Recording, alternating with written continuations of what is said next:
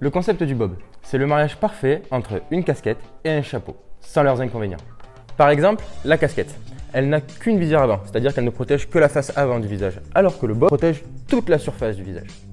Et le chapeau, quant à lui, tient beaucoup moins bien que le bob. C'est pour ça qu'il est beaucoup plus utilisé lors de fortes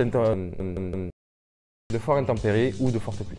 Et passons maintenant à la petite histoire de notre très cher ami, le bob.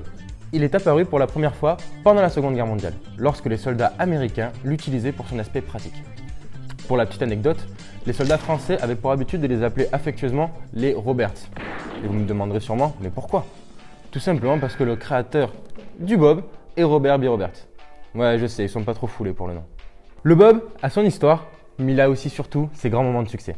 Comme par exemple avec la marque Ricard, où lors du Tour de France de 1951, des milliers de bobs ont été distribués au public. Ou on peut aussi citer la marque Cochonou avec son mythique bob. De plus, le bob est un excellent support de communication. Il dispose en effet d'une grande surface de marquage qui est très visible, car le bob, il est en plein milieu de la tête, on ne voit que ça. L'âge d'or du bob, c'est les années 90. On pouvait le retrouver dans de nombreux clips de rap et de R&B américain.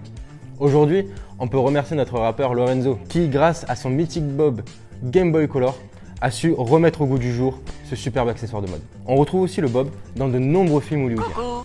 Et cerise sur le gâteau, aujourd'hui le bob est carrément porté lors de grands défilés de mode, comme la Fashion Week.